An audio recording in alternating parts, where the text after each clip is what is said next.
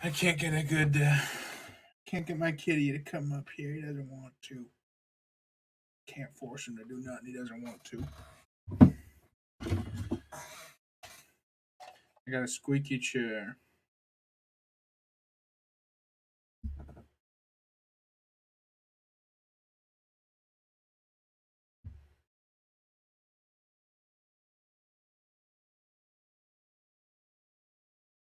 Can't get a focus on the pig. Today I'll be eating that pig. Today, I'll be devouring the flesh of a pig. Today,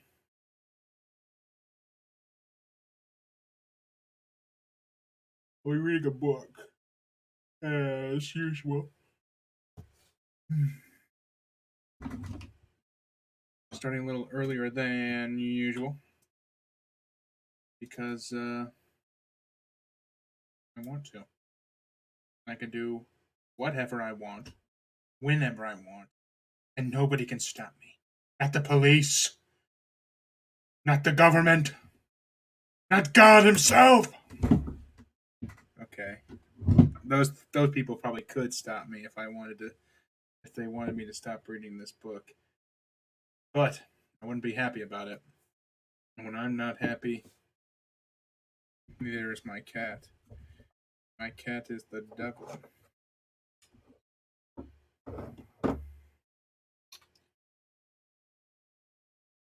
I am starting off with some rambling introduction. Uh, inevitably just to waste time until even one person joins. And then I read to that one person. And hopefully at least one person stays in the whole time so I'm not just sitting here reading to myself. But if I have to read to myself, I will.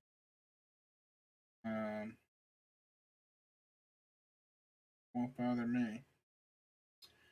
I just wanted to start a little early so I could end a little early and I could go pick up a few things at the grocery store tonight.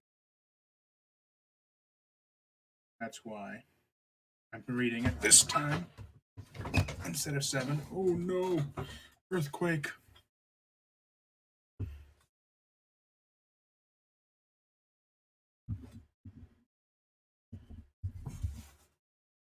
Okay.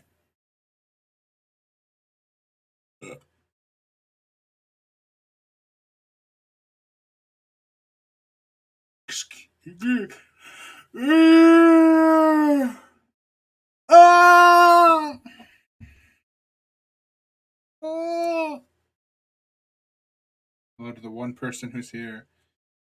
Listen to this.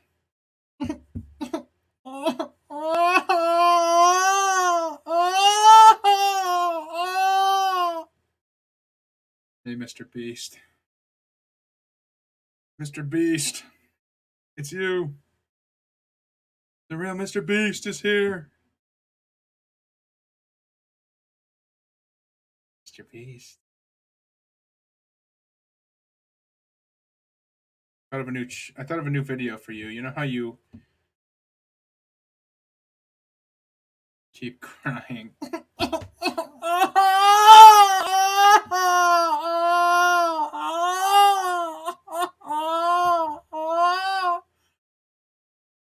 Mr. Boost.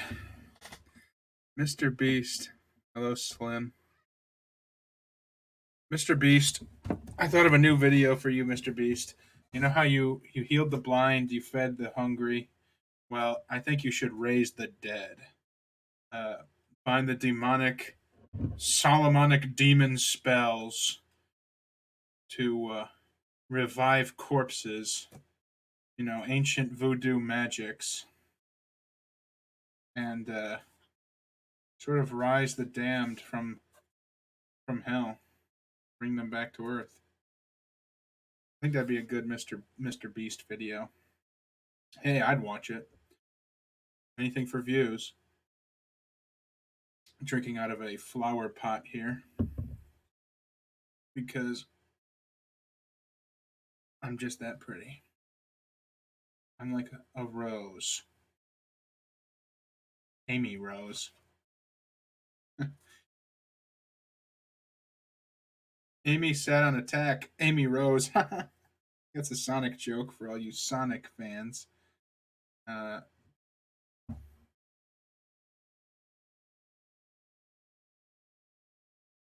I I'm about a third of the way through this book. On this would be the fourth stream of it, so I should read for a couple hours here to get the to get a decent way through it. Show off that mug right here.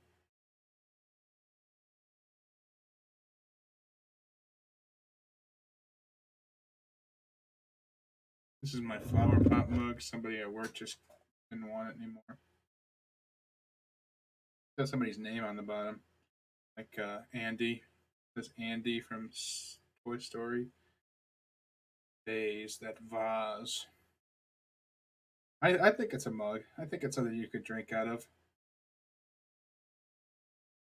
think that's what it's intended to be. I don't know. What else are you going to use this handle for and all that? What what else are you supposed to use that thing for if not drink out of it? If anyone can give me a better use for it, I'm not going to put no flour in it. I ain't putting no dang flour in that pot. I don't think there's any better use for it, so, you know. What did I just say, Mr. Beast? Flower vase readjustment. Did I not just say that I wasn't going to put any flowers in it? Listen to me!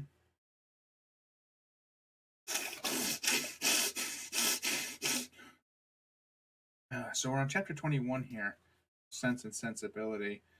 Uh, Now, when last we read Pour Water for Your Cat, he's got a little fountain that automatically pours water for him. I don't need to even touch that cat, and I don't. I like to pretend he doesn't exist. That really makes him happy. Handle for empty vase readjustment. Ridiculous theory, put forth by a moron. Sorry. Show cat. If he wants to go on. Oh, he's sitting right there. Snatched him. Oh, he does not want to be picked up right now. Oh no, he wants down. He wants down. Okay, go, go, go, go, go, go. Jump down. Here we go. He's a little camera shy. He's a little can't. I'll give you $1 million for Mr. Beast. You got a deal. Uh, he is the world famous Tai Lung from the movie, from DreamWorks fame. He's the real Tai Lung. Slim 00131.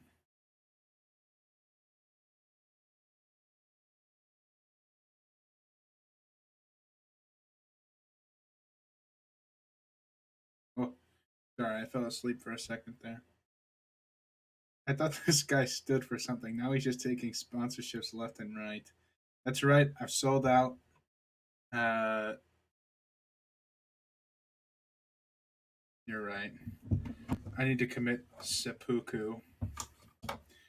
I think even saying that is enough to get me banned off of Twitch. But you know, don't ban me. Now, I hate rules. I hate rules. I can't obey them. By complete accident, my naturally free spirit will break every rule by accident. I somehow just have it built into my being that, that just the way I naturally act is completely set against the rules of society. So I will eventually be rejected, thrown out, outcast, have to live on an island with just me. But that's a long way off. That's when society figures out I exist. Right now, it's just you guys, and nobody here's going to report me, right? Nobody here's going to report me to the thought police, right? Right.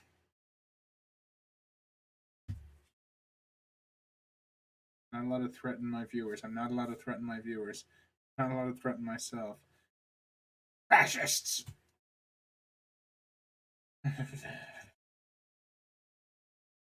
Well, last time we read this story, and you don't really, honestly, you could pick this book up anywhere. You get the gist of it. And last time, I think we started at 17. It was Mr. Ferrers, Edward. I think his name is Edward. Uh, Edward Ferrers came to visit the Mrs. Mrs. and Mrs. Dashwoods from Norland, their original home in Sussex, over to their new home in wherever Barton. Uh, they spoke of wealth and of their own characters and of opinions and youth, judgment. Just sort of a very casual conversation. But Mr. Edward Ferrers was in very low spirits, was only raised by his nearness to Eleanor. Marianne is still in low spirits herself at Willoughby's departure. They spoke, they spoke, they spoke.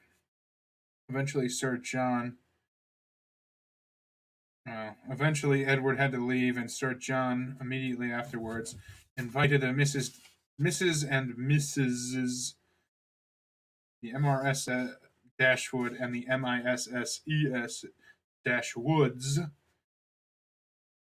to dine with him and his family. Oh, Mr. and Mrs. Palmer. Is this their first introduction?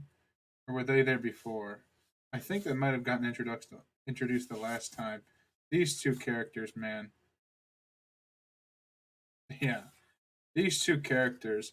Mr. Palmer is just a total jerk who never says anything. He just sits in the corner silently judging everyone. And Mrs. Dashwood, no, Mrs. Palmer is just relentlessly happy, relentlessly. Oh, that's how kind of you to. What my husband? Oh, he's a real stinker. Forgives him for everything. Kissing. Who's Kissing? Nobody in this story yet. Colonel Brandon has been mentioned. He's still in town. But there was mention of Colonel Brandon, my guy, my favorite guy. The guy I'm curious to see who he ends up with. My guess is Marianne. Because I still think that Marianne and Willoughby are going to fall through as a bit of dramatic irony. I guess not necessarily dramatic irony, just a bit of irony. As Marianne says, "Oh, you can only fall madly in love once in your life. You should, if that fails, you should be lonely forever, because it's not true love after that." And I think that she's going to fall madly in love with Willoughby, and then that's going to fall through because he turns out to be a worse man than she thought. And then Colonel Brandon, the old man, is going to come in and teach her some sense. That's my prediction for where the novel is going. If that's the case, War and Peace ripped this book off hardcore. So maybe it shouldn't be right. Oh, the cat's nudging me. Man, this is such a loud chair. He can't stand ever not being the center of my attention. The cat. He needs to constantly be doing something to get me to go pay attention to him. But then when I do, he gets so bored of me within like 2 seconds, and then he wants me to leave until like 5 minutes later when he's like, "You're not paying attention to me. You're reading a book. You're doing this, that, and the other thing. You should be paying attention to me." Man, I've spent 15 minutes of this reading stream not reading. Oof. I better get into chapter 22 here, which begins: the Palmers returned to Cleveland the next day, and the two families at Barton were again left to entertain each other. That would be Dashwood's and what's John's name? Sir John Middleton. The Dashwoods and the Middletons, as well as the mother in law, Mrs. Jennings. Palmers returned to Cleveland the next day, and the two families at Barton were again left to entertain each other. But this did not last long. Eleanor had hardly got their last visitors out of her head, had hardly done wondering at Charlotte's being so happy without a cause, and at Mr. Palmer's acting so simply with good abilities, and at the strange unsuitableness which often existed between husband and wife, before Sir John's and Mrs. Jennings' active zeal in the cause of society procured her some other new acquaintance to see and observe. In a morning's excursion to Exeter, they had met with two young ladies, whom Mrs. Jennings had the satisfaction of discovering to be her relations, and this was enough for Sir John to invite them directly to the park as soon as their present engagements at Exeter were over. Their engagements at Exeter instantly gave way before such an invitation, and Lady Middleton was thrown into no little alarm on the return of Sir John by hearing that she was very soon to receive a visit from two girls whom she had never seen in her life, and of whose elegance, whose tolerable geniality, gentility even, she could have no proof, for the assurances of her husband and mother on that subject went for nothing at all.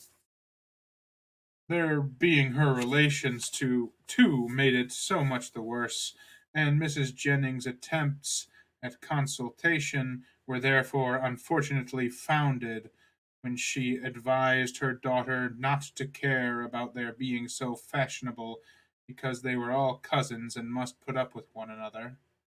As it was impossible, however, now to prevent their coming, Lady Middleton resigned herself to the idea of it with all the philosophy of a well-bred woman, contenting herself with merely giving her husband a gentle reprimand on the subject 5 or 6 times every day.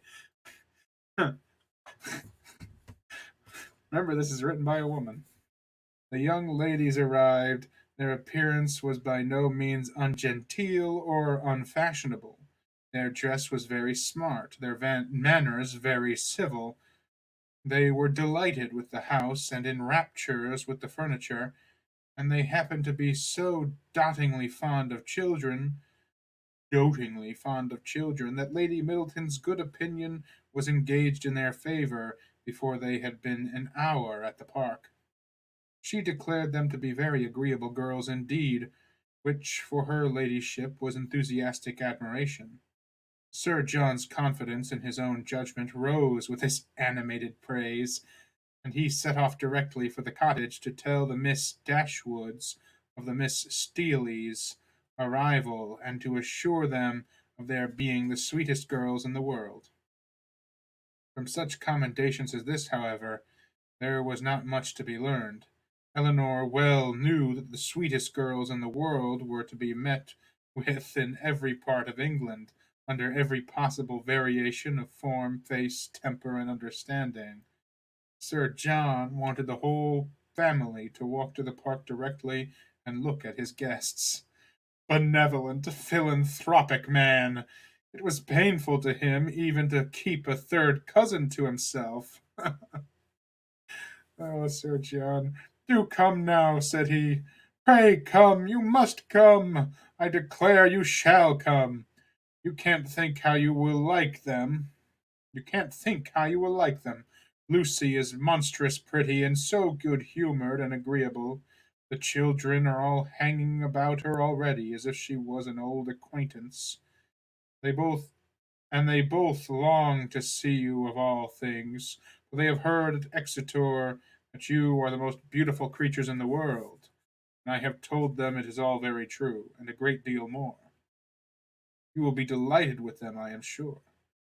They have brought the whole coach full of playthings for the children. How can you be so cross at not to come? Why, they are your cousins, you know, after a fashion. You are my cousins, and they are my wife's, so you must be related. But Sir John could not prevail.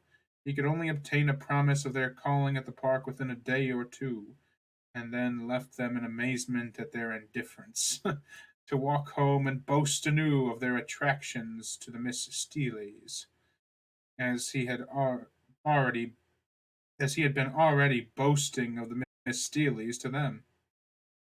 When their promised visit to the park and consequent introduction to these young ladies took place, they found in the appearance of the eldest, who was nearly 30, with a very plain and not a sensible face, nothing to admire, but in the other, who was not more than 2 or 3 and 20, they acknowledged considerable beauty.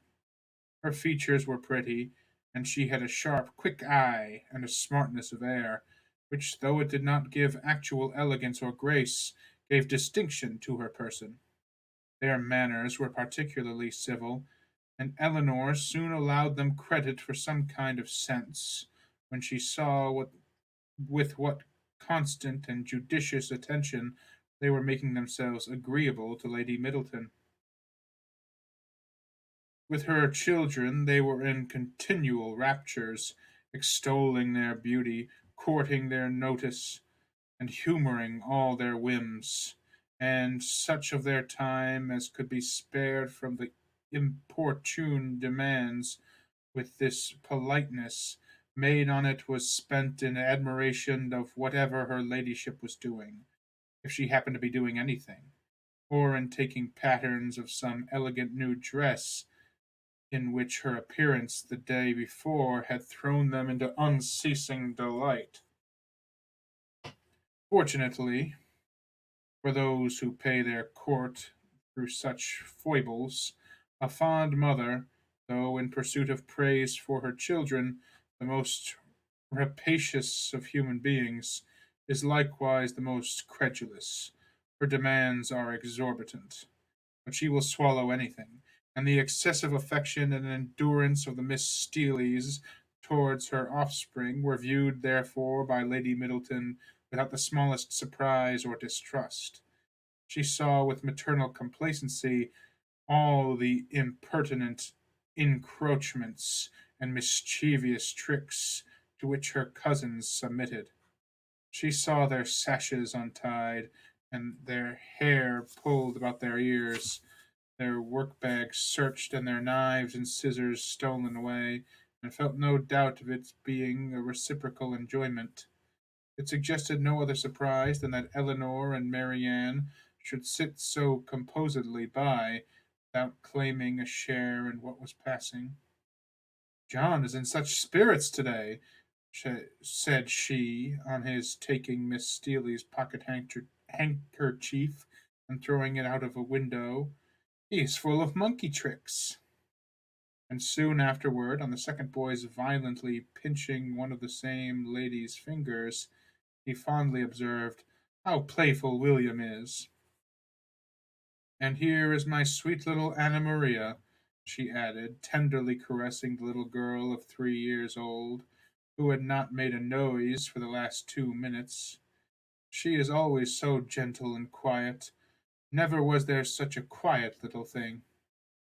But unfortunately, in bestowing these embraces, a pin in her ladyship's headdress, slightly scratching the child's neck, protruded from this pattern of gentleness such violent screams as could hardly be outdone by any creature professedly noisy. The mother's consternation was excessive, but it could not surpass the alarm of the Miss Steeleys, and everything was done by all three, in so crucial an emergency, with affection, would suggest as likely to assuage the agonies of the little sufferer. She was seated in her mother's lap, covered with her kisses, her wound bathed with lavender water by one of the Miss Steeleys, who was on her knees to attend her, and her mouth stuffed with sugar plums by the other. With such a reward for her tears, the child was too wise to cease crying. If you're smart, you really do you really milk that sympathy.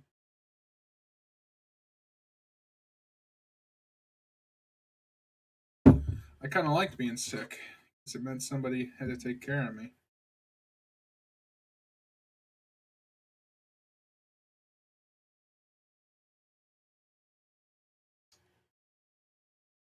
She still screamed and sobbed lustily, kicking her two brothers for offering to touch her, and all their untied soothings were ineffectual till Lady Middleton, luckily remembering that in a sense of similar distress last week, some apricot marmalade had been successfully applied for a bruised temple, the same remedy was eagerly proposed for this unfortunate scratch, and a slight intermission of screams in the young lady on hearing it gave them reason to hope that it would not be rejected. She was carried out of the room, therefore, in her mother's arms in quest of this medicine, and as the two boys chose to follow, oh, excuse me, sorry, though earnestly entreated by their mother to stay behind, the four young ladies were left in a quietness which the room had not known for many hours. Poor little creature, said Miss Steely, as soon as they were gone. It might have been a very sad accident. Yet I hardly know how, cried Marianne, unless it had been under totally different circumstances. But this is the usual way of heightening alarm, where there is nothing to be alarmed at in reality. What a sweet woman, Lady Marianne just called him out. What a sweet woman Lady Middleton is, said Lucy Steely. You know, I've been saying Steely, but it very well could be Steel. I was thinking Steely like the Steelies of Egypt. I imagine it might actually be Steel. Steele. Steel, said Lucy Steele. Marianne was silent.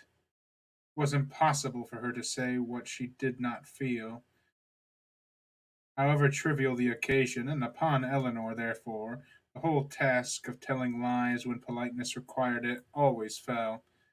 She did her best when thus called on by speaking of Lady Middleton, more warmth than she felt, though with far less than Miss Lucy. And Sir John, too, cried the elder sister. What a charming man he is! Here, too, Miss Dashwood's commendation, being only simple and just, came in without an éclat, éclat, without any éclat. She merely observed that he was perfectly good-humoured and friendly. And what a charming little family they have! I never saw such fine children in my life. I declare I quite dote upon them already, and indeed I am always distractingly fond of children. I should guess so, said Eleanor with a smile, from what I have witnessed this morning.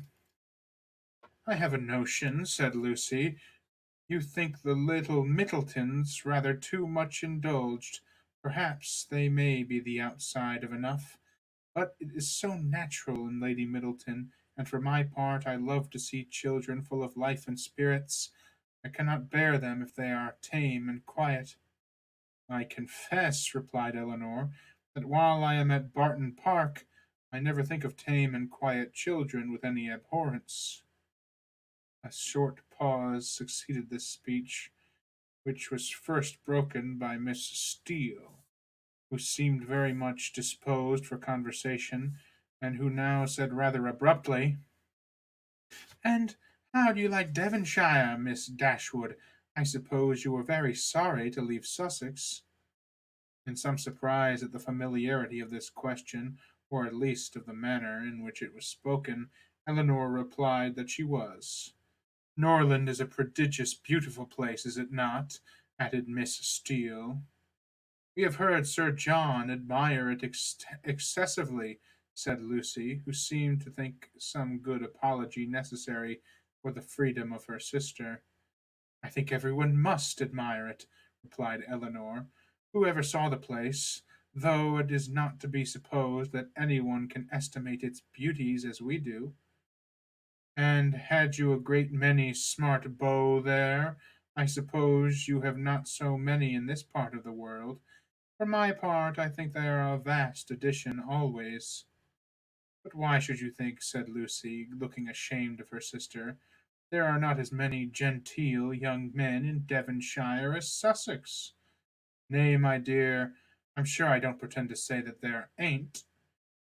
And I'm sure there's a vast many smart beaux in Exeter, but you know, how could I tell what smart beaux there might be about Norland?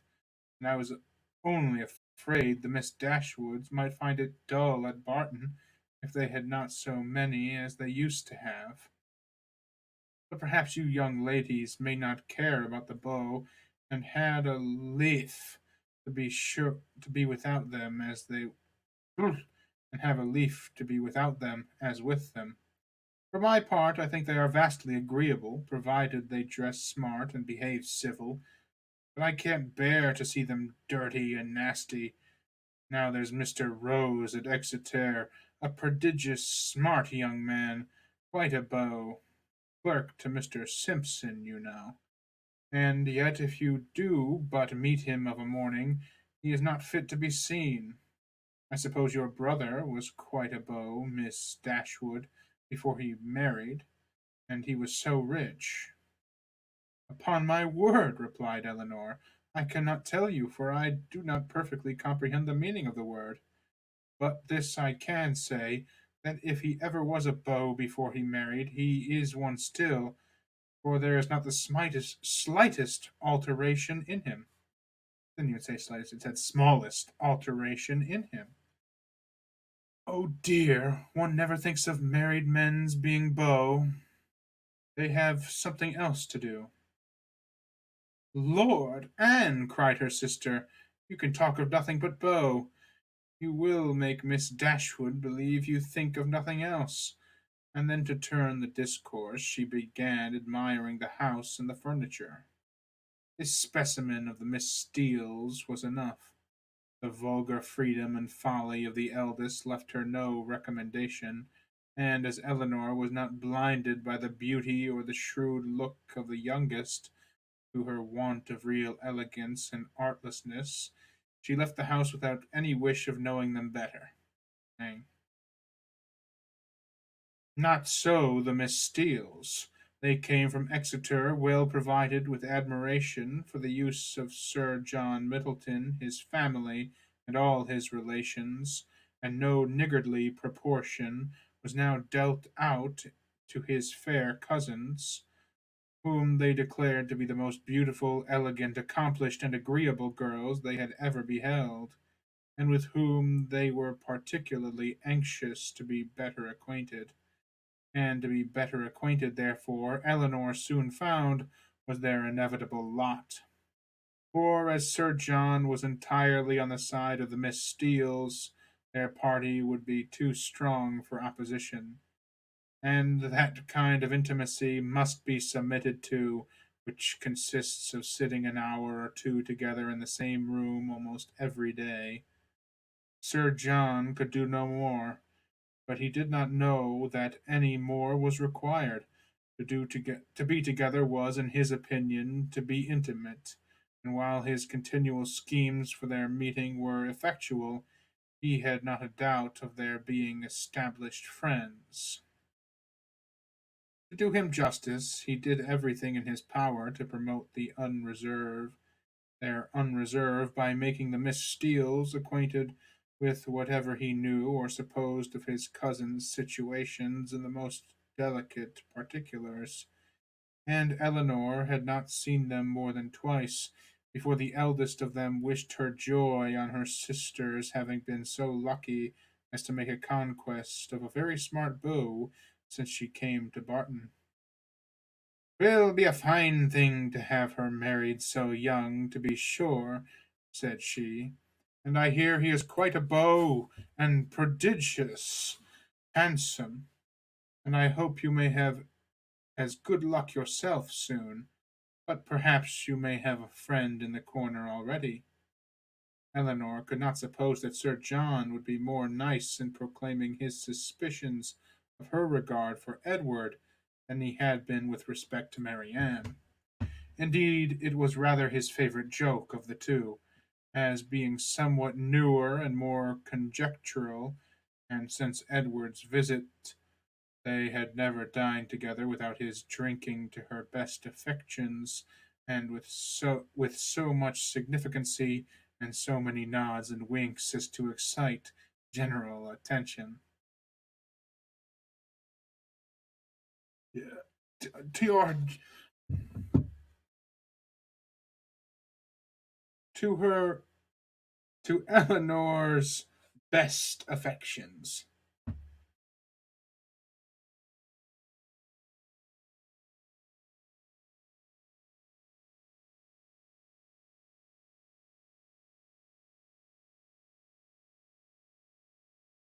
Nudge, nudge. Wink, wink. The letter F had been likewise invariably brought forward and found productive of such countless jokes that its character as the wittiest letter in the alphabet had been long established with Eleanor.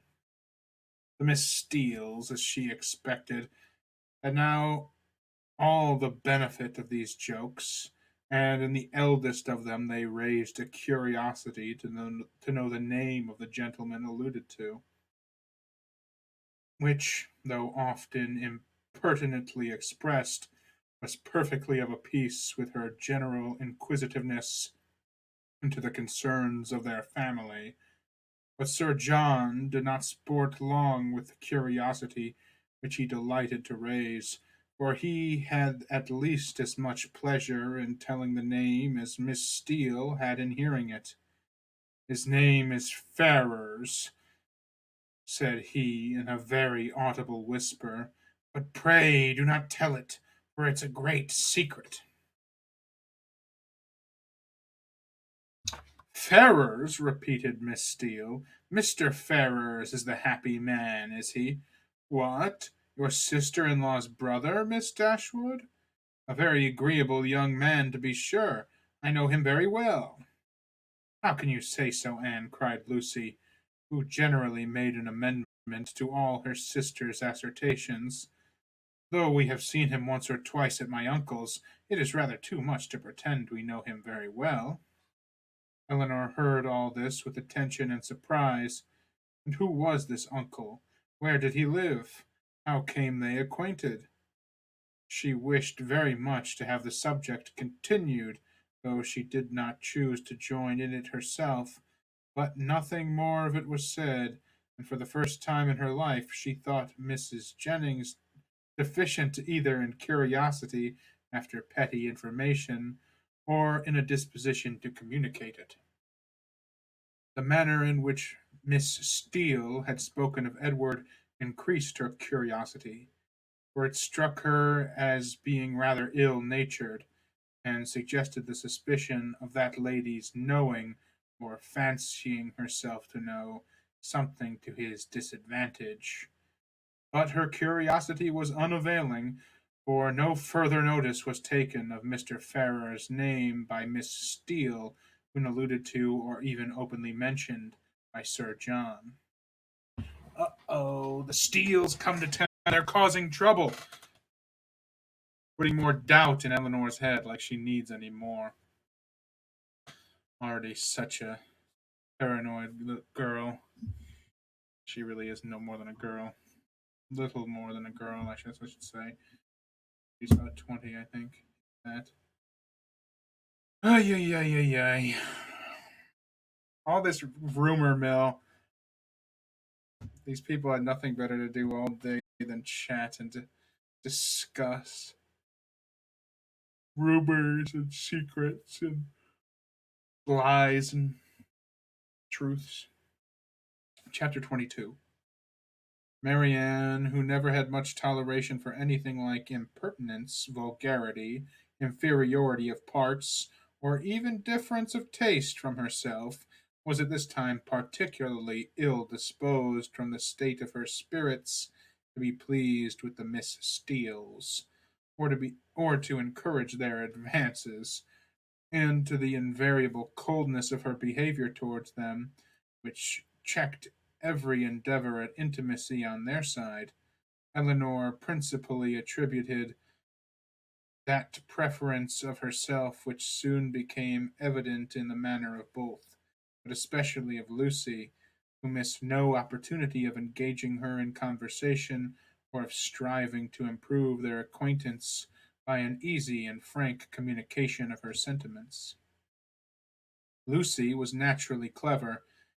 Her remarks were often just and amusing, and as a companion for half an hour Eleanor frequently found her agreeable. But her powers had received no aid from education. She was ignorant and illiterate, and her deficiency of all mental improvement, her want of information in the most common particulars, could not be concealed from Miss Dashwood, in spite of her constant endeavour to appear to advantage. Eleanor saw and pitied her for the neglect of abilities which education might have rendered so respectable, but she saw with less tenderness of feeling the thorough want of delicacy of rectitude and integrity of mind, which her attentions, her assiduities, her flatteries at the park betrayed, and she could have no lasting satisfaction in the company of a person who joined insincerity with ignorance, whose want of instruction prevented their meeting in conversation on terms of equality, and whose conduct towards others made every show of attention and deference towards herself perfectly valueless. "You will think my question an odd one, I dare say," said Lucy to her one day, as they were both walking together from the park to the cottage, "but pray, are you personally acquainted with your sister in law's mother, Mrs. Ferrars?" Eleanor did think the question a very odd one, and her countenance expressed it as she answered that she had never seen Mrs. Ferrars. "Indeed," replied Lucy, "I wonder at that, for I thought you must have seen her at Norland sometimes. Then perhaps you cannot tell me what sort of a woman she is." "No," returned Eleanor, cautious of giving her real opinion of Edward's mother, and not very desirous of satisfying what seemed impertinent curiosity. "I know nothing of her." "I'm sure you think me very strange for inquiring about her in such a way," said Lucy, eyeing Eleanor attentively as she spoke, "but perhaps there may be reasons. I wish I might venture, but, however, I will hope you will do me the justice of believing that I do not mean to be impertinent." Eleanor made her a civil reply, and they walked on for a few minutes in silence. It was broken by Lucy, who renewed the subject again by saying with some hesitation, "I cannot bear to have you think me impertinently curious. I am sure I would rather do anything in the world than be thought so by a person whose good opinion is so well worth having as yours. And I am sure I should not have the smallest fear of trusting you. Indeed, I should be very glad of your advice how to manage in such an uncomfortable situation as I am. But, however, there is no occasion to trouble you. I am sorry you do not happen to know Mrs. Ferrars." "I am sorry I do not," said Eleanor in great astonishment, if it could be of any use to you to know my opinion of her. But really I never understood that you were at all connected with the family, and therefore I am a little surprised, I confess, at so serious an inquiry into her character. I dare say you are. I am sure I do not at all wonder it, but if I dared tell you at all, it would not be so much surprised. You would not be so much surprised. Mrs. Ferris is certainly nothing to me at present, but the time may come. How soon it will come must depend upon herself, when we may be very intimately connected. She looked down as she said this, amiably bashful, with only one side glance at her companion to observe its effects on her. Good heavens! Cried Eleanor. What do you mean? Are you acquainted with Mr. Robert Ferrars? Can you be? And she did not feel much delighted at the idea of such a sister-in-law. No, replied Lucy, not to Mr. Robert Ferrars. I never saw him in my life, but, fixing her eyes upon Eleanor, to his eldest brother. What felt Eleanor at that moment? Astonishment, that would have been as painful as it was strong, had not an immediate disbelief of the assertion attended it. She turned toward Lucy in silent amazement, unable to divine the reason or object of such declaration, and though her complexion varied, she stood firm in incredulity, felt in no danger of an hysterical fit or a swoon. You may well be surprised, continued Lucy, for to be sure you could have had no idea of it before, for I dare say he never dropped the smallest hint of it to you or any of your family, because it was always meant to be a great secret, and I am sure has been faithfully kept so by me to this hour.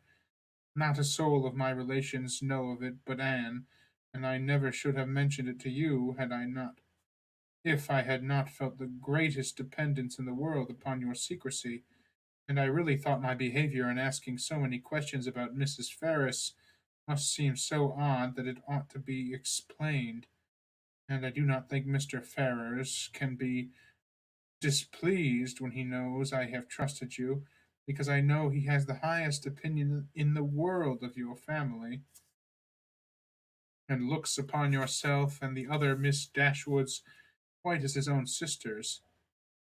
She paused. Eleanor for a few moments remained silent.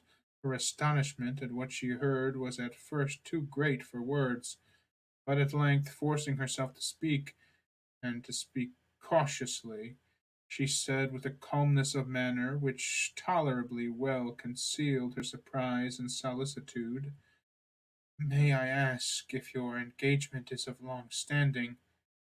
We have been engaged these 4 years." 4 years? Yes. Eleanor, though greatly shocked, still felt unable to believe it.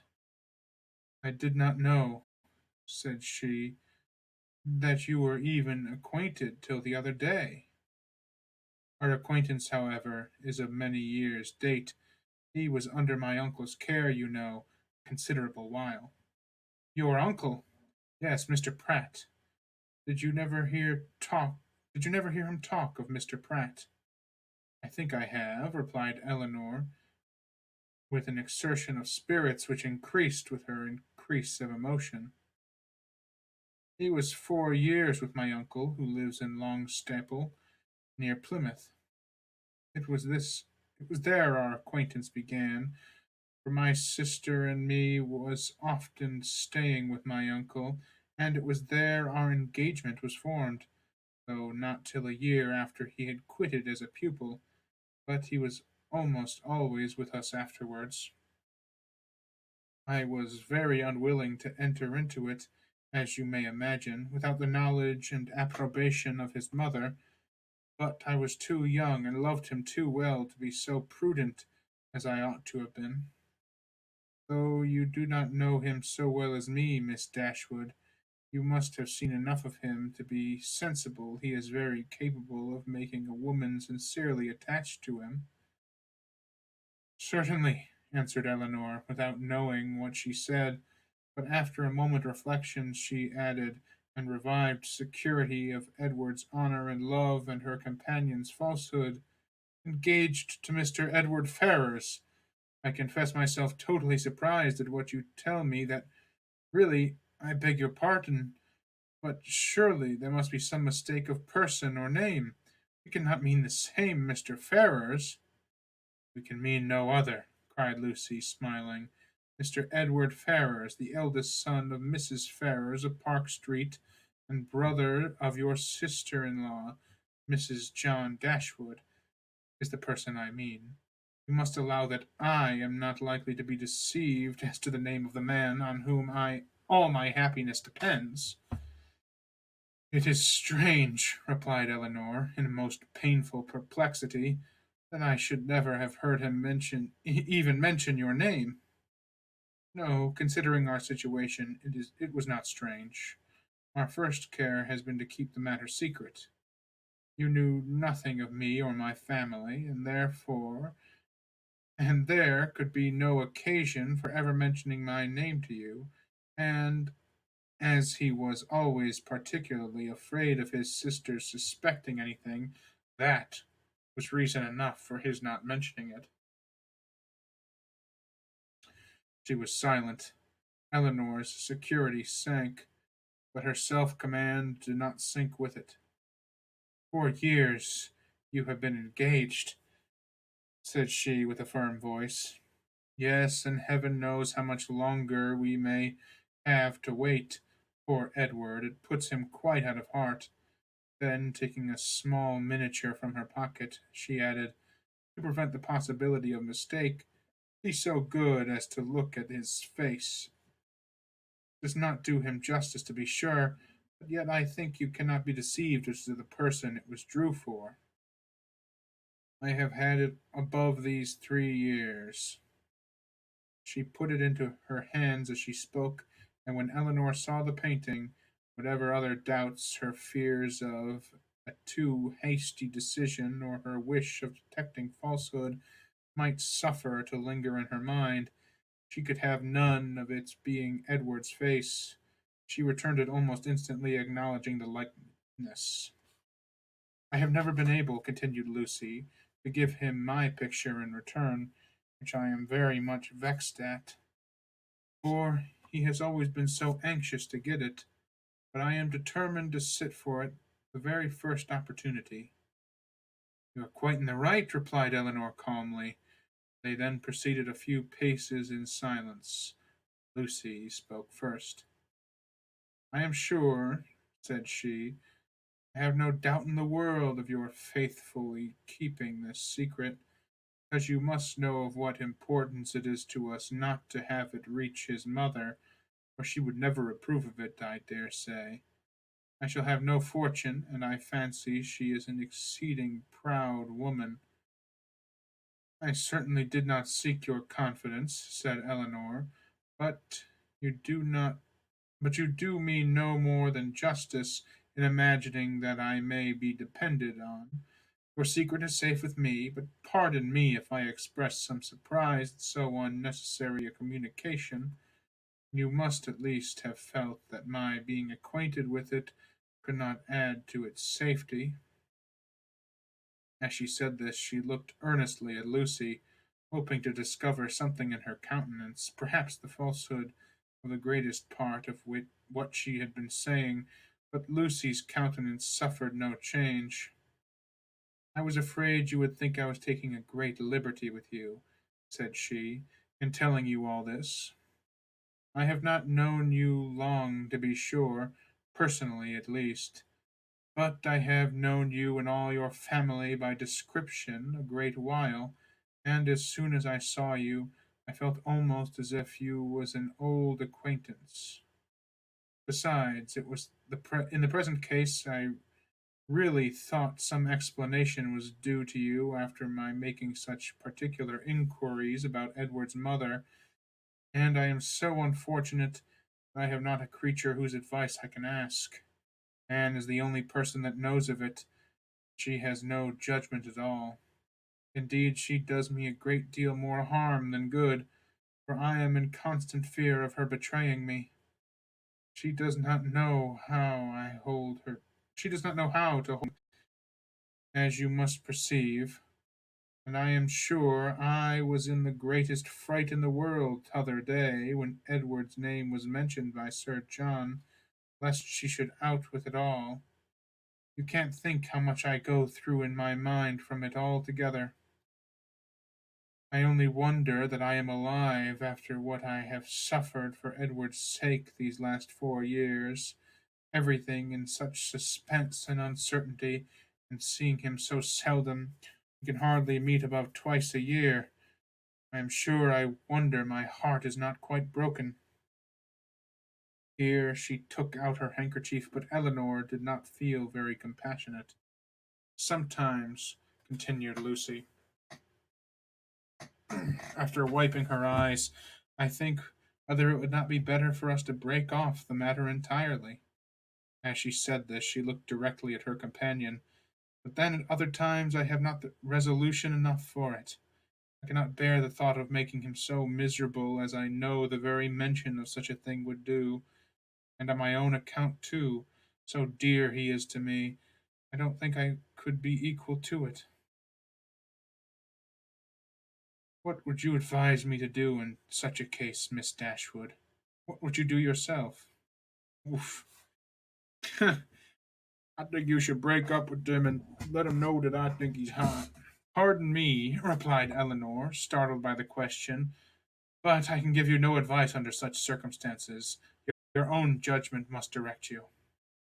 To be sure, continued Lucy after a few minutes' silence on both sides, his mother must provide for him some time or other. But poor Edward is so cast down about it. Do not you think him dreadful low spirited when he was at Barton? He was so miserable when he left us at Longstaple to go to you that I was afraid you would think him quite ill. Did he come from your uncle's then, when he visited us? Oh, yes, he had been staying a fortnight with us. Did you think he came directly from town? No, replied Eleanor, most feelingly sensible of every fresh circumstance in favor of Lucy's veracity. I remember he told us that he had been staying a fortnight with some friends near Plymouth.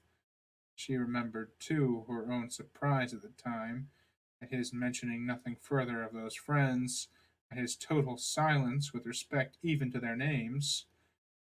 Do not you think him sadly out of spirits? Repeated Lucy. We did indeed, particularly so when he first arrived. I begged him to exert himself for fear you should suspect what was the matter, but it made him so melancholy, not being able to stay much more than oh my goodness, not being able to stay more than a fortnight with us, and seeing me so much affected. Poor fellow! I am afraid it is just the same with him now, for he writes in wretched spirits. I heard him just before I left Exeter, taking a letter from her pocket and carelessly showing the direction to Eleanor. You know his hand, I dare say, a charming one it is, but that is not written so well as usual. He was tired, I dare say, for he had just filled the sheet to me as full as possible. Eleanor saw that it was his hand, and she could doubt no longer. The picture, she had allowed herself to believe, might have been accidentally obtained, might not have been Edward's gift. The correspondence between them by letter could subsist only under a positive engagement, could be authorized by nothing else. For a few moments she was almost overcome. Her heart sank within her, and she could hardly stand, but exertion was indispensably necessary, and she struggled so resolutely against the oppression of her feelings that her success was speedy and for the time complete. Writing to each other, said Lucy, returning the letter into her pocket, is the only comfort we have in such long separations. Yes, I have one other comfort in his picture. Poor Edward has not even that. If he had but my picture, he says he could be he says he should be easy. I gave him a lock of my hair set in a ring when he was at Longstaple last, and that was some comfort to him, he said, but not equal to a picture. Perhaps you might notice the ring when you saw him. I did, said Eleanor, with a composure of voice under which was concealed an emotion of distress beyond anything she had ever felt. She was mortified, shocked, confounded. Fortunately for her, they had now reached the cottage, and the conversation could be continued no further. After sitting with them a few minutes, Miss Steeles returned to the park, and Eleanor was then at liberty to think and be wretched. Well, we found out what Ferris was hiding last time. It wasn't Eleanor's hair that he just randomly stole and plucked off her head. It was Miss Lucy Steely.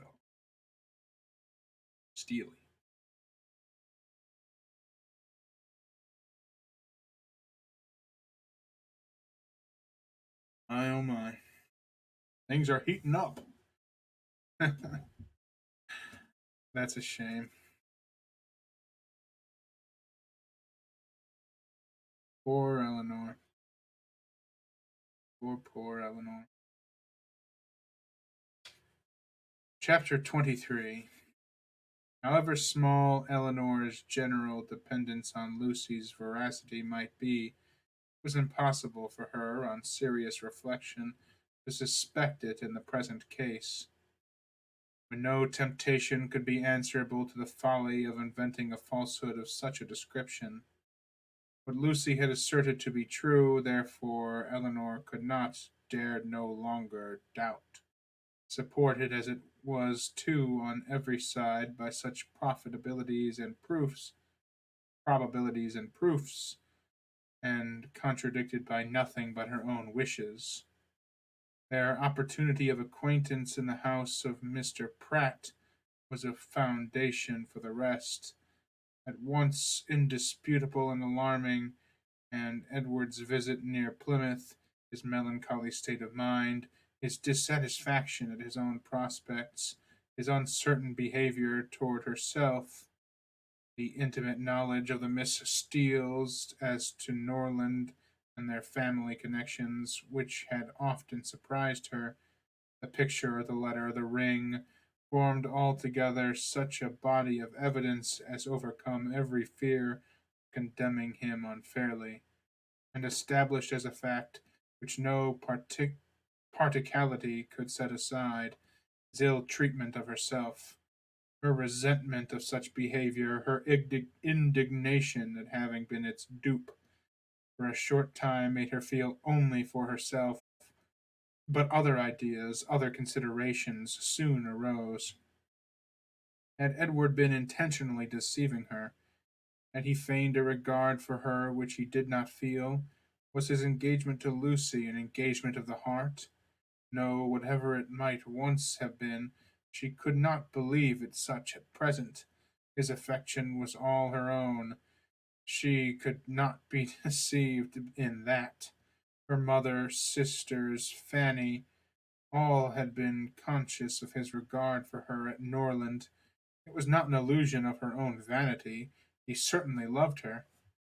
What a softener of the heart was this persuasion! How much could it not tempt her to forgive? He had been blamable, highly blamable, in remaining at Norland after he first felt her influence over him to be more than it ought to be.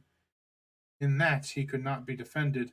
But if he had injured her, how much more had he injured himself? If her case was pitiable, his was hopeless.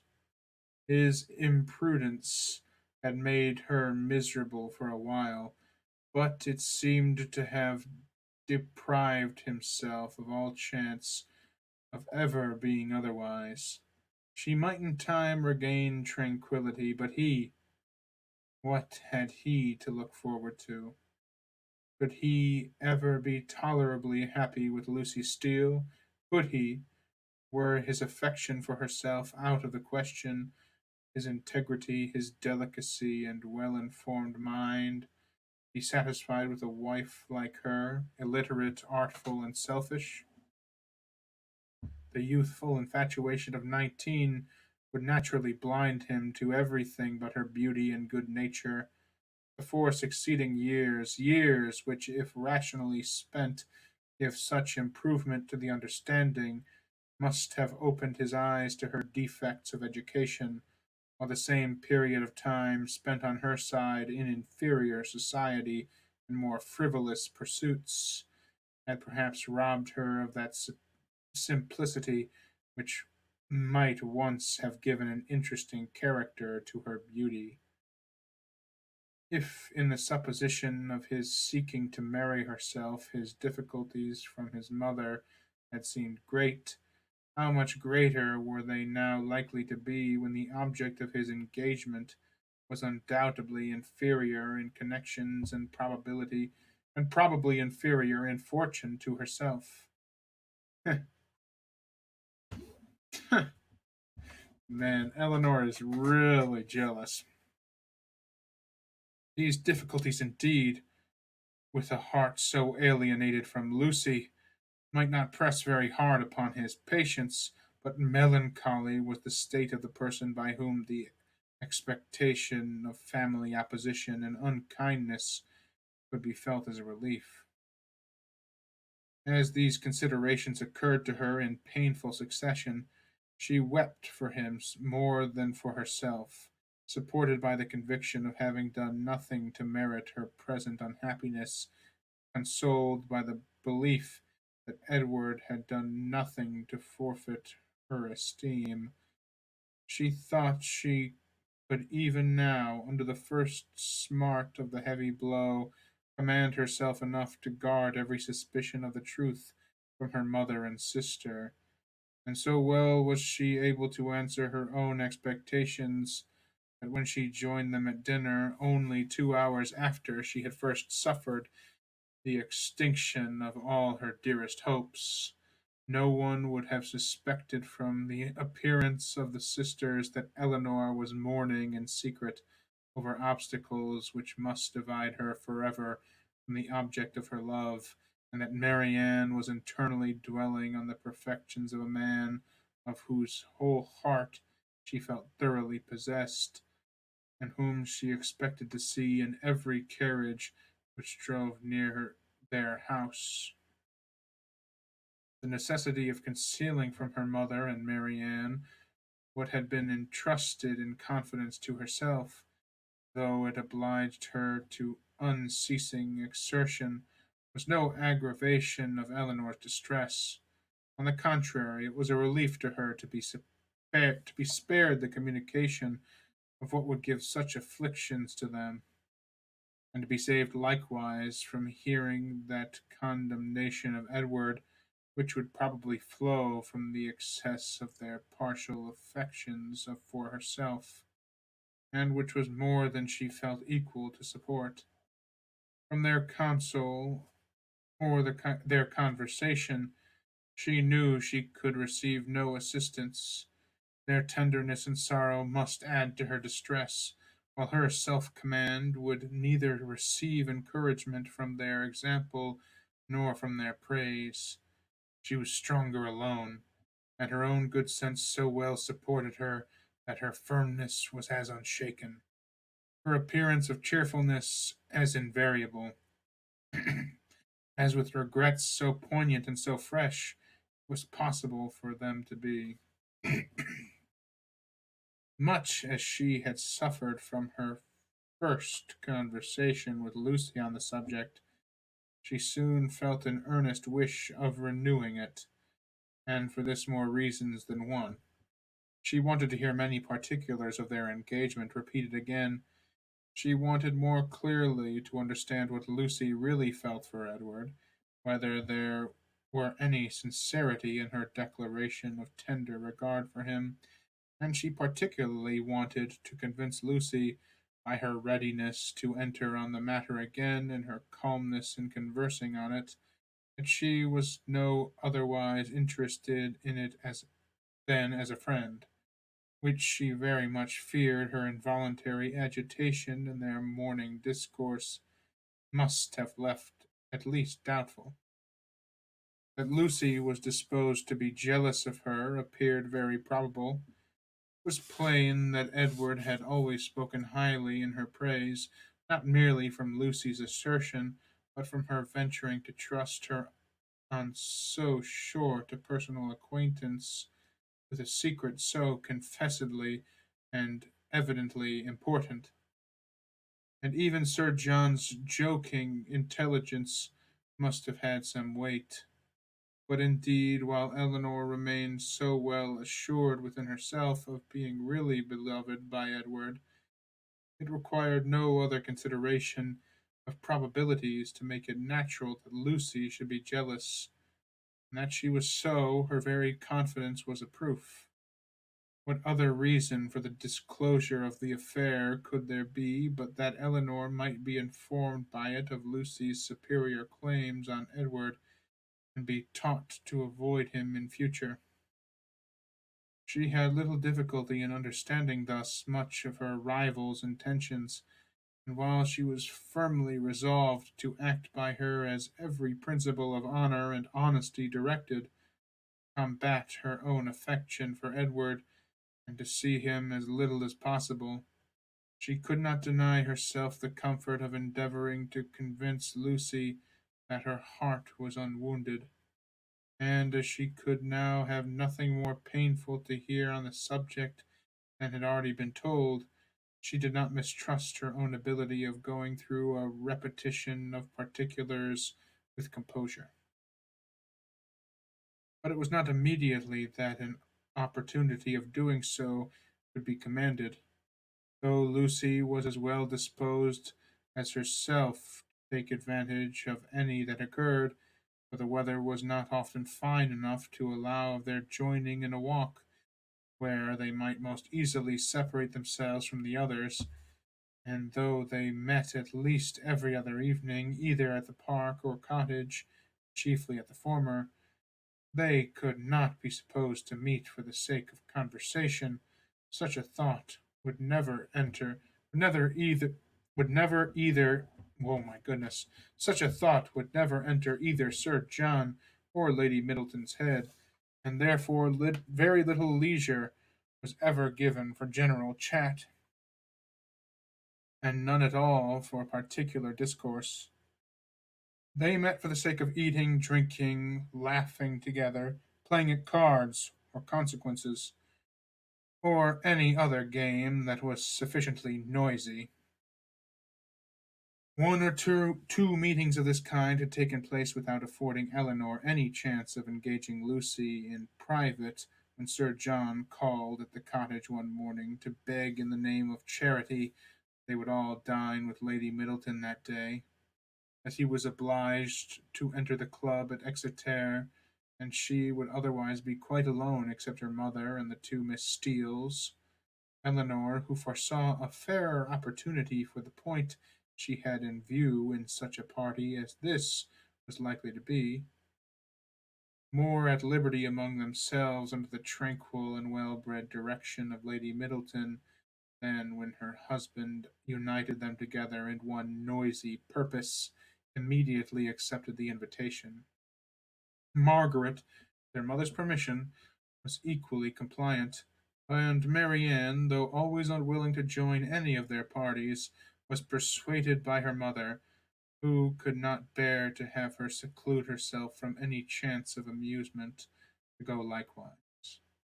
The young ladies went, and Lady Middleton was happily preserved from the frightful solitude which had threatened her. The insipidity of the meeting was exactly such as Eleanor had expected, produced not one novelty of thought or expression, and nothing could be less interesting than the whole of their discourse, both in the dining parlour and drawing room. To the latter the children accompanied them, and while they remained there she was too well convinced of the impossibility of engaging Lucy's attention to attempt it. They quitted it only with the removal of the tea things. The card table was then placed, and Eleanor began to wonder at herself for ever having entertained a hope of finding time for conversation at the park. They all rose up in preparation for a round game. "I am glad," said Lady Middleton to Lucy, "you are not going to finish poor little Anna Marie's basket this evening, for I am sure it must hurt your eyes to work filigree by candlelight, and we will make the dear little love some amends for her disappointment tomorrow, and then I hope she will not much mind it." This hint was enough. Lucy recollected herself instantly and replied, "Indeed, you are very much mistaken, Lady Middleton. I am only waiting to know whether you can make your party without me, or I should have been at my filigree already. I would not disappoint the little angel for all the world, and if you want me at the card table now, I am resolved to finish the basket after supper." "You are very good. I hope it won't hurt your eyes. Will you ring the bell for some working candles? My poor little girl would be sadly disappointed, I know, if the basket was not finished tomorrow, for though I told her it certainly would not, I am sure she depends upon having it done." Lucy directly drew her work table near her, and reseated herself with an alacrity and cheerfulness which seemed to infer that she could taste no greater delight than in making a filigree basket for a spoiled child. Lady Middleton proposed a rubber of Cassino to the others. No one made any objection but Marianne, who, with her usual inattention to the forms of general civility, exclaimed, "Your ladyship will have the goodness to excuse me. You know I detest cards. I shall go to the pianoforte. I have not touched it since it was tuned." And without further ceremony she turned away and walked to the instrument. Lady Middleton looked as if she thanked heaven that she had never made so rude a speech. "Marianne can never keep long from that instrument, you know, ma'am," said Eleanor, endeavouring to smooth away the offence, "and I do not much wonder at it, for she is the very best tone pianoforte I ever heard." The remaining five were now to draw their cards. "Perhaps," continued Eleanor, "if I should happen to cut out, I may be of some use to Miss Lucy Steele in rolling her papers for her, and there is so much still to be done to the basket that it must be impossible, I think, for her labour singly to finish in this evening. I should like the work exceedingly if she would allow me to share in it." "Indeed, I shall be very much obliged to you for your help," cried Lucy, "for I find there is much to be done to it than I thought there was. For I find there is more to be done to it than I thought there was, and it would be a shocking thing to disappoint dear Anna Maria after all." "Oh, that would be terrible indeed," said Miss Steele. "Dear little soul, how I do love her." "You are very kind," said Lady Middleton to Eleanor, "and as you really like the work, perhaps you will be as well pleased not to cut in till add another rubber. Or will you take your chance now?" Eleanor joyfully profited by the first of these proposals, and thus, by a little of that address which Marianne could never condescend to practise, gained her own end and pleased Lady Middleton at the same time. Lucy made room for her with a ready attention. The two fair rivals were thus seated side by side at the same table, and with the utmost harmony engaged in forwarding the same work. Pianoforte, at which Marianne, wrapped up in her own music and her own thoughts, had by this time forgotten that anybody was in the room besides herself. Luckily so near them, Miss Dashwood now judged she might safely under the shelter of its noise, introduced the interesting subject without any risk of being heard at the card table. Chapter 24. In a firm, though cautious tone, Eleanor thus began: I should be undeserving of the confidence you have honored me with if I felt no desire for its continuance or no further curiosity on its subject. I will not apologize, therefore, for bringing it forward again. Thank you, cried Lucy warmly, for breaking the ice. You have set my heart at ease by it, for I was somehow or other afraid I have offended you by what I told you that Monday. Offended me? How could you suppose so? Believe me, and Eleanor spoke it with the truest sincerity, nothing could be further from my intention than to give you such an idea. Could you have a motive for the trust that was not honorable and flattering to me? And yet I do assure you, replied Lucy, her little sharp eyes full of meaning, there seemed to me to be a coldness and displeasure in your manner made me quite uncomfortable. I felt sure that you was angry with me, and have been quarrelling with myself ever since for having took such a liberty as to trouble you with my affairs. I am very glad to find it was only my own fancy, and that you do not really blame me. If you knew what a consolation it was to me to relieve my heart by speaking to you of what I am always thinking of every moment of my life, your compassion would make you overlook everything else, I am sure. Indeed, I can easily believe that it was a very great relief to acknowledge your situation to me, and be assured that you shall never have reason to repent it. Your case is a very unfortunate one. You seem to me to be surrounded with difficulties, and you will have need of all your mutual affections to support you under them. Mr. Ferrars, I believe, is entirely dependent on his mother. He has only £2,000 of his own. It would be madness to marry upon that, though for my own part I could give up every prospect of more without a sigh. I have been always used to a very small income, and could struggle with any poverty for him. But I love him too well to be the selfish means of robbing him, perhaps of all that his mother might give him if he married to please her. We must wait, it may be, for many years. With almost every other man in the world, it would be an alarming prospect. Edward's affection and constancy nothing can deprive me of, I know. That conviction must be everything to you, and he is undoubtedly supported by the same trust in yours. If the strength of your reciprocal attachment had failed, as between many people and under many circumstances, it naturally would during a 4 years' engagement, your situation would have been pitiable indeed. Lucy here looked up, but Eleanor was careful in guarding her countenance from every expression that could give her words a suspicious tendency. Eleanor's love for me, said Lucy, has been pretty well put to the test by our long, very long absence since we were first engaged, and it has stood the trial so well that I should be unpardonable to doubt it now. I can safely say that he has never gave me one moment's alarm on that account from the first. Eleanor hardly knew whether to smile or sigh at this assertion. Lucy went on.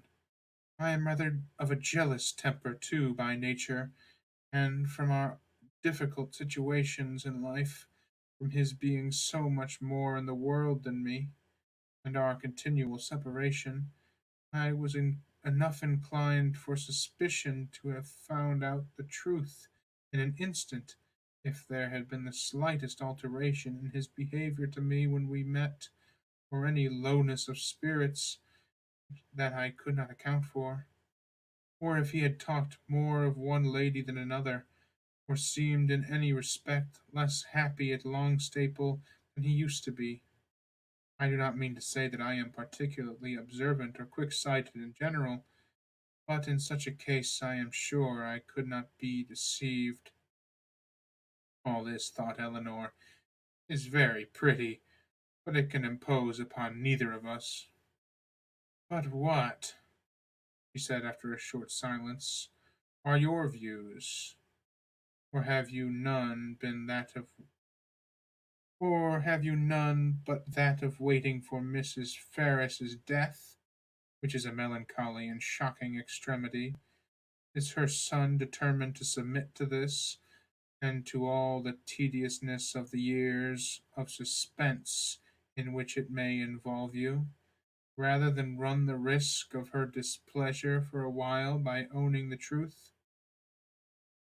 If we could be certain that it would only be for a while, but Mrs. Ferris is a very headstrong, proud woman, and in her first fit of anger upon hearing it would very likely secure everything to Robert, and the idea of that for Edward's sake frightens away all my inclinations of hasty measures, and for your own sake too, for you are carrying your disinterestedness beyond reason. Lucy looked at Eleanor again and was silent. Do you know Mr. Robert Ferrars? Asked Eleanor. Not at all. I never saw him, but I fancy he is very unlike his brother, silly and a great coxcomb.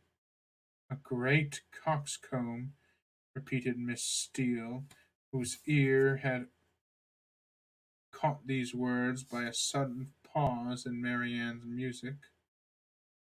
Oh, they are talking of their favorite beau, I dare say.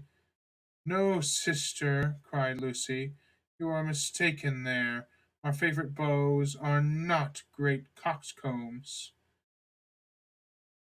I can answer for it that Miss Dashwood's is not, said Mrs. Jennings, laughing heartily, for he is one of the modestest, prettiest behaved young men I ever saw.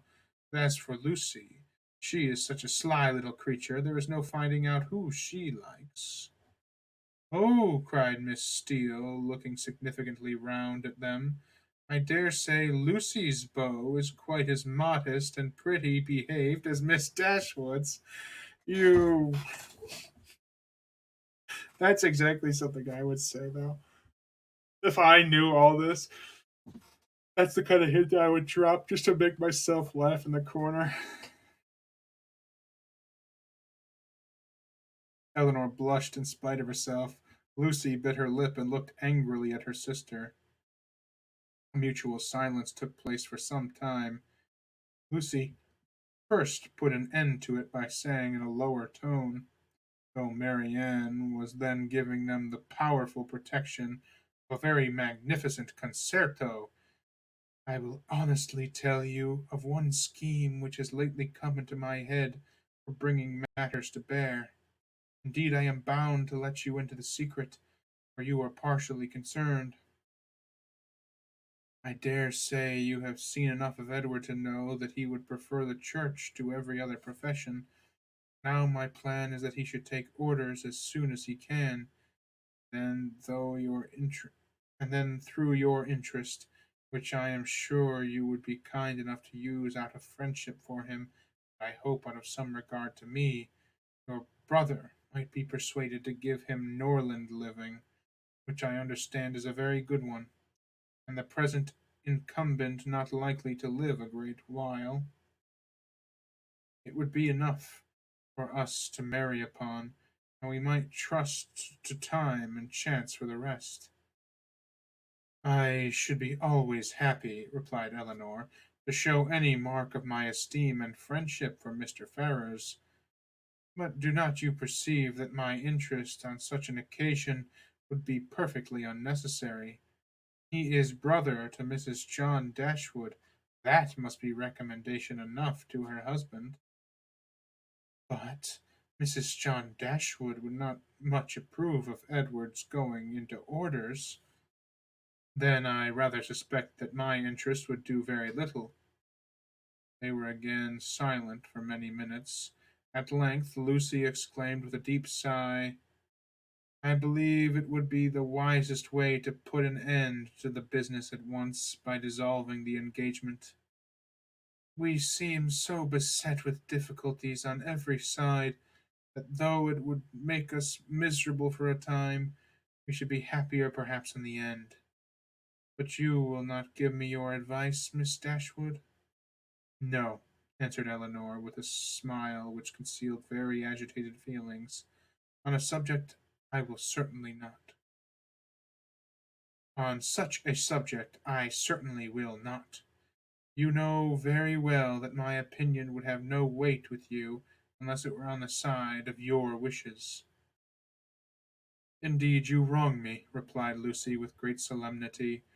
I know nothing of whose I know nobody of whose judgment I think so highly as I do of yours, and I do really believe that if you was to say to me, I advise you by all means to put an end to your engagement with Edward Ferrars, it would be more for the happiness of both of you.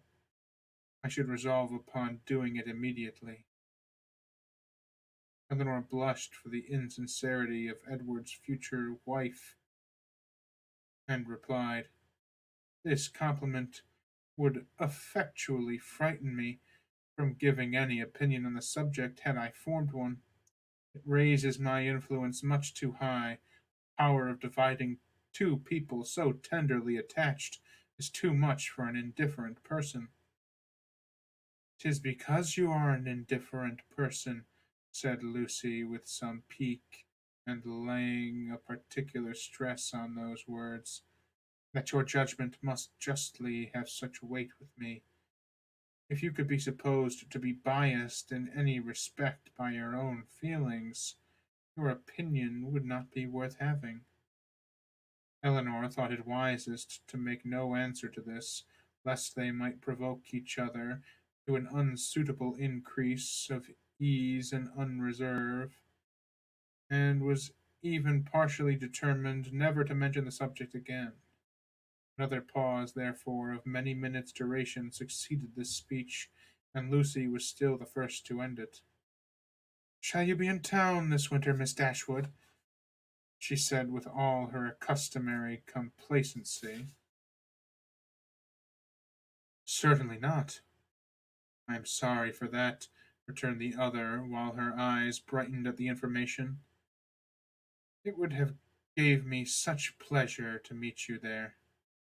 I dare say you will go for all that. Be sure your brother and sister will ask you to come to them. It will not be in my power to accept their invitation if they do. How unlucky that is! I had quite depended upon meeting you there. Anne and me are to go the latter end of January to some relations who have been wanting us to visit them these several years, but I only go for the sake of seeing Edward. He will be there in February. Otherwise, London would have no charms for me. I have not spirits for it.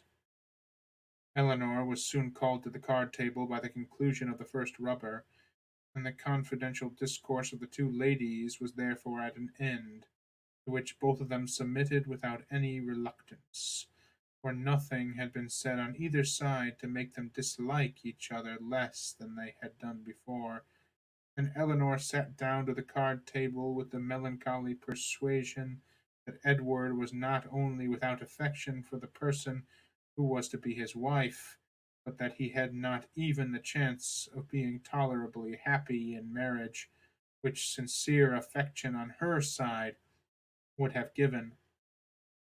For self interest alone could induce a woman to keep a man to an engagement of which she seemed so thoroughly aware that he was weary. From this time the subject was never revived by Eleanor, and when entered on by Lucy, who seldom missed an opportunity of introducing it, and was particularly careful to inform her confidante of her happiness whenever she received a letter from Edward, it was treated by the former with calmness and caution, and dismissed as soon as civility would allow, for she felt such conversation to be an indulgence which Lucy did not deserve and which were dangerous to herself. The visit of the Miss Steeles at Barton Park was lengthened far beyond what the first invitation implied. Their favour increased. They could not be spared. Sir John would not hear of their going, and in spite of their numerous and long arranged engagements for in Exeter, in spite of the absolute necessity of their returning to fulfill them immediately, which was in full force at the end of every week, they were prevailed on to stay nearly 2 months at the park, to assist in the due celebration of that festival which requires a more than ordinary share of private balls and large dinners to proclaim its importance. Are you talking about Christmas? This part of the book has been in winter, has been about the time of year that we're in now. So perhaps they're talking about Christmas itself, where we're coming up on in just a few short weeks, a couple short weeks. Merry Christmas to all. Hello, Dr. DeAngles. Sorry you were late. I started a bit early today. I don't plan to go on for much longer. Um,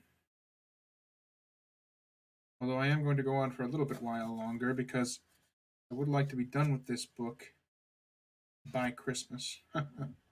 Merry Christmas, Mr. Beast.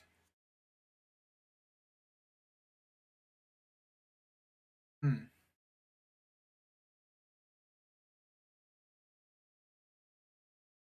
I almost feel as though illness is coming. Hopefully, it's just in my head.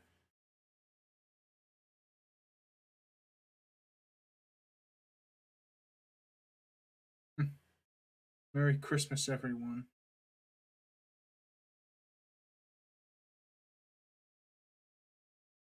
Oi, illness. Better to be sick now than at Christmas. Yes, everyone is getting sick. Specifically, everybody at my work who's still showing up to work. So, hopefully, I don't have to.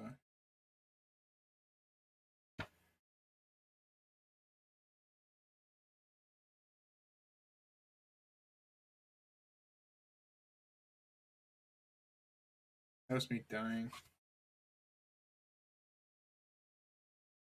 I am probably about to die of this illness.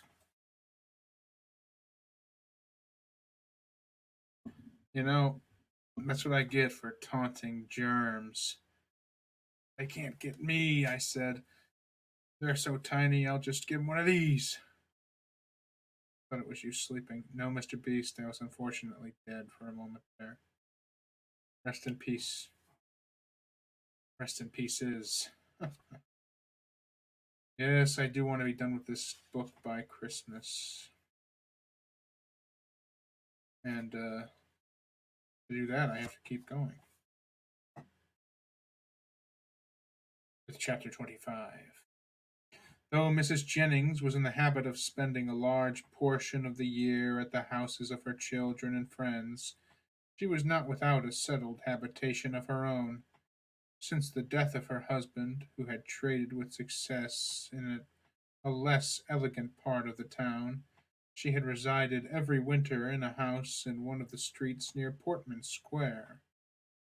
Towards this home she began on the approach of January to turn her thoughts, and thither she one day abruptly and very unexpectedly by them asked the elder Miss Dashwood to accompany her.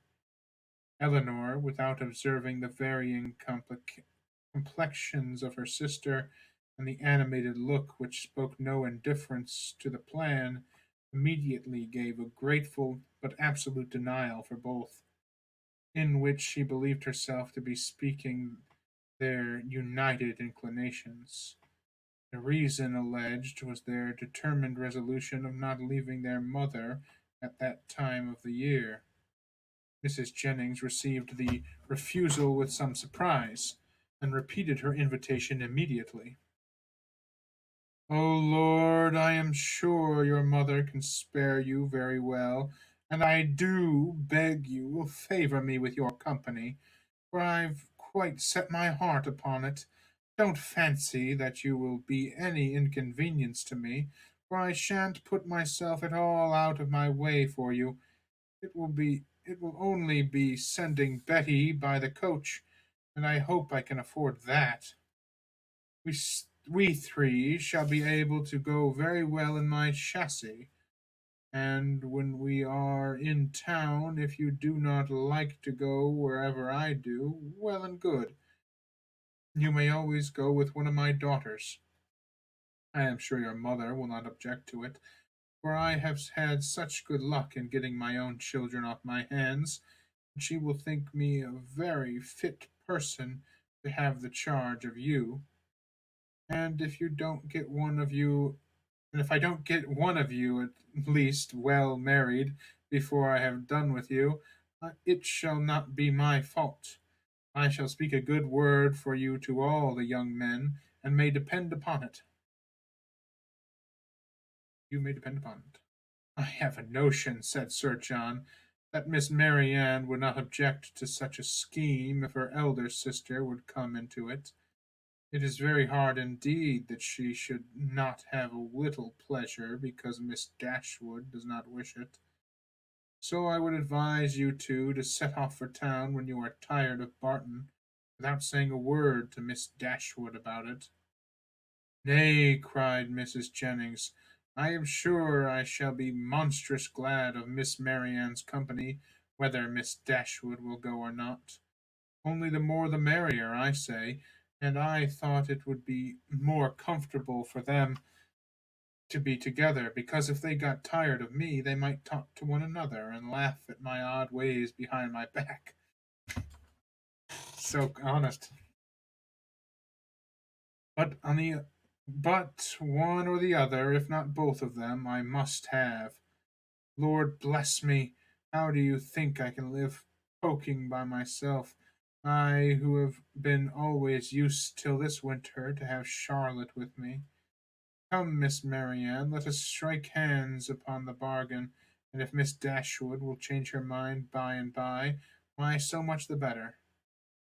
I thank you, ma'am, sincerely thank you, said Marianne with warmth. Your invitation has ensured my gratitude forever, and it would give me such happiness, yes, almost the greatest happiness I am capable of, to be able to accept it. But my mother, my dearest, kindest mother, I feel the justice of what Eleanor has urged, and if she were to be made less happy, less comfortable by our absence, oh no, nothing should tempt me to leave her. It should not, must not be a struggle. Mrs. Jennings repeated her assurance that Mrs. Dashwood could spare them perfectly well, and Eleanor, who now understood her sister and saw to what indifference to almost everything else she was carried by her eagerness to be with Willoughby again, made no further direct opposition to the plan, and merely referred it to her mother's decisions, from whom, however, she scarcely expected to receive any support in her endeavour to prevent a visit which she could not approve of from Marianne, and which on her own account she had particular reasons to avoid. Whatever Marianne was desirous of, her mother would be eager to promote. She could not expect to influence the latter to cautiousness of conduct in an affair respecting which she had never been able to inspire her with distrust, and she dared not explain the motive of her own disinclination for going to London. That Marianne, fastidious as she was, thoroughly acquainted with Mrs. Jennings's manners, and invariably disgusted by them, should overlook every inconvenience of that kind, should disregard whatever must be most wounding to her irritable feelings, in her pursuit of one object, which was a proof so strong, so full of the importance of of that object to her, as Eleanor, in spite of all that had passed, was not prepared to witness. On being informed of the invitation, Mrs. Dashwood, persuaded that such an excursion would be productive of much amusement to both her daughters, and perceived through all her affectionate attention to herself how much the heart of Marianne was in it, would not hear of their declining the offer upon her account, insisting on their both accepting it directly, and then began to foresee with her usual cheerfulness a variety of advantages which would accrue to them all from this separation. "I am delighted with the plan," she cried. "It is exactly what I could wish. Margaret and I will be as much benefited by it as yourselves. When you and the Middletons are gone, we shall go on so quietly and happily together with our books and our music. You will find Margaret so improved when you come back again, and I have a little plan of alteration for your bedrooms too, which may now be performed without inconvenience to anyone. It is very right that you should go to town. I would have every young woman of your condition in life acquainted with the manners and amusements of London.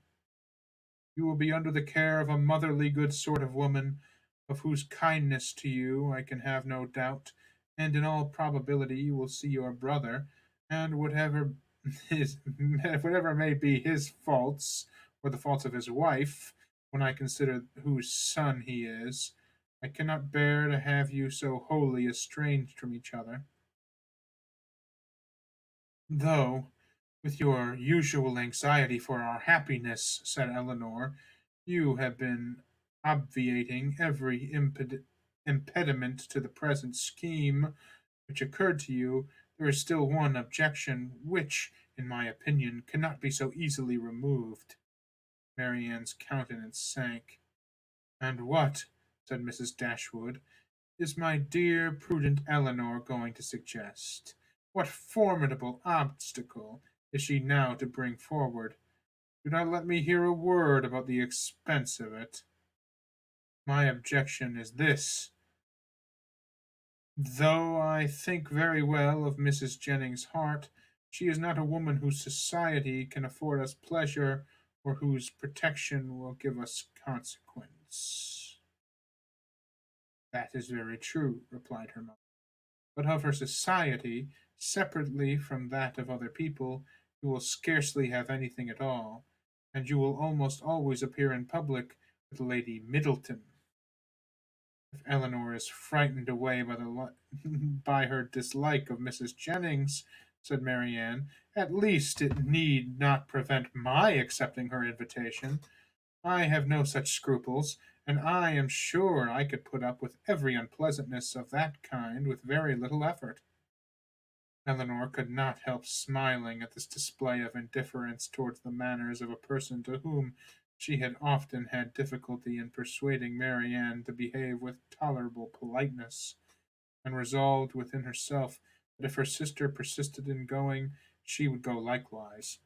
And she did not think it proper that Marianne should be left to the sole guidance of her own judgment, or that Mrs. Jennings should be abandoned to the mercy of Marianne for all the comfort of her domestic hours. Marianne.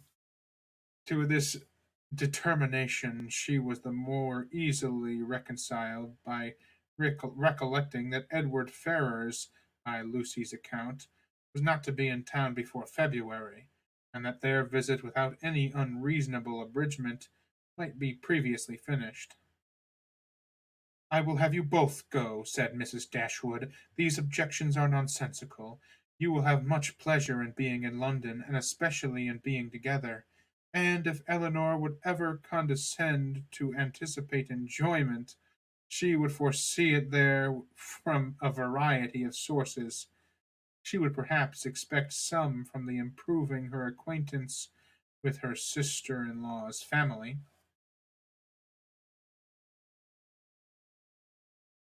Eleanor had often wished for an opportunity of attempting to weaken her mother's dependence on the attachment of Edward and herself. The shock might be less when the whole truth was revealed, and now on this attack, though almost hopeless of success, She forced herself to begin her design by saying as calmly as she could, "I like Edward Ferrars very much, and shall always be glad to see him. But as to the rest of the family, it is a matter of perfect indifference to me whether I am ever known to them or not." Mrs. Dashwood smiled and said nothing. Marianne lifted up her eyes in astonishment, and Eleanor conjectured that she might as well have held her tongue. After very little further discourse, it was finally settled that the invitation should be fully accepted. Mrs. Jennings received the information with a great deal of joy and many assurances of kindness and care. Nor was it a matter of pleasure merely to her. Sir John was delighted, for to a man whose prevailing anxiety was the dread of being alone, the acquisition of two to the number of inhabitants in London was something. Even Lady Middleton took the trouble of being delighted, which she was putting herself rather out of her way. And as for the Miss Steeles, especially Lucy, they had never been so happy in their lives as this intelligence made them. Eleanor submitted to the arrangement, which counteracted her wishes with less reluctance than she had expected to feel. With regard to herself, it was now a matter of unconcern whether she went to town or not, and when she saw her mother so thoroughly pleased with the plan, and her sister exhilarated by it in look, voice, and manner, restored to all her usual animation, and elevated to more than her usual gaiety, she could not be dissatisfied with the cause, and would hardly allow herself the countenance, to distrust the consequence. Marianne's joy was almost a degree beyond happiness, so great was the perturbation of her spirit and the impatience to be gone. Her unwillingness to quit her mother was her only restorative to calmness, and at the moment of parting her grief on that score was excessive. Her mother's affliction was hardly less, and Eleanor was the one of the three who seemed to consider the separation as anything short of eternal. Their departure took place in the first week of January.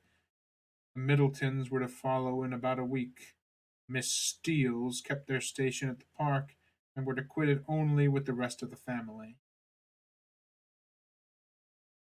Whew! Getting into the visiting towns section. Like I said last time, every good novel has to have a visiting town. If it doesn't take place in town, if it takes place in town, then they have to visit the country. For every novel is a war between the country and the town. Every good novel, at least. Well, I think that's more than enough sense and sensibility for today. I'm not used to making so much sense as when I read Eleanor. I admit her character is growing on me, mostly just because she's been the focus. Uh, Marianne's still funny, and I still like Mr. And I still like Dashwood, not Dashwood, Sir John Middleton and his mom, his mother-in-law rather. They're funny. Mr. Beast says go, so I will go. Uh, no stream tomorrow. I have other business to attend to. Perhaps on Friday I will see you all. Good night, good night, good night. Is Phantom of the Opera a book? Yes, Phantom of the Opera is a book. In the public domain, even. It is a potential for our stream. Look at the screen, kitty. Look at the screen. It is a potential for our stream here, as it is a public domain novel by Gaston Leroux. Although I don't know if the translation is public domain. I'd have to find a good public domain translation. Although we could just watch some of the old movies. some of the old movies. Ah, I told you he's evil. Although I probably shouldn't have picked him up. Oof. He went right for the jugular there. He tried to cut my wrists. Oof. Oof. Oof. All right, Dr. De Angles. You recommended Phantom of the Opera. I promise you eventually we will get to Phantom of the Opera. Although maybe early next year. Maybe around February. I have other plans for after this story. I want to read for Christmas. I gotta read the Christmas Carol. Just short. That's just one stream. Um, but then I want to read more Dickens after this. I'm in the mood for British, funny British novels, I guess. Uh, if anybody has any requests for which Dickens I should read, aside from A Christmas Carol, let me know. He's the one who wrote Oliver Twist, A Tale of Two Cities, Great Expectations, Penwick Papers, um, Hard Times, all those famous novels. Um, I never have read A Tale of Two Cities, so that was the one that was on my mind. And then in January, I want to read Jane Eyre. So maybe in February, Jane Eyre and Wuthering Heights, probably in January. And so in February, perhaps I can get to Phantom of the Opera, Dr. De Angles, just for you. I have read that book, and that yeah, I don't feel really that sick. I just feel like it might be coming on, but it also could be completely in my head because I was standing in the room with a sick man for many a minutes today, and he even touched my phone, and I wiped it off with bleach wipes, but I don't know if I did it soon enough. Uh, had to do it. No way around it. Had to be done. So actually, probably was a way around it, but too late now. Well, if I get sick, it's better now than at Christmas. Well, either way, hopefully nobody else gets sick. It'd be pretty funny if I was wearing a surgical mask here on stream so as to avoid getting anybody else sick through the camera. That'd be very funny. I don't want to get my aunt sick. Well, nobody nobody here knows my aunt, obviously. Uh, nobody here is related to me or knows me in any way. You're all strangers to me, and that's the way I'd like to keep it.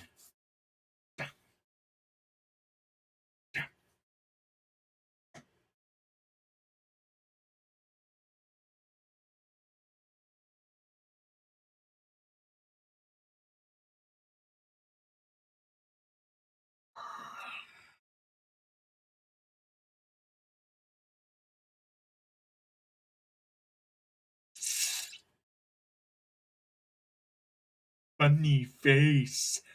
Funny face.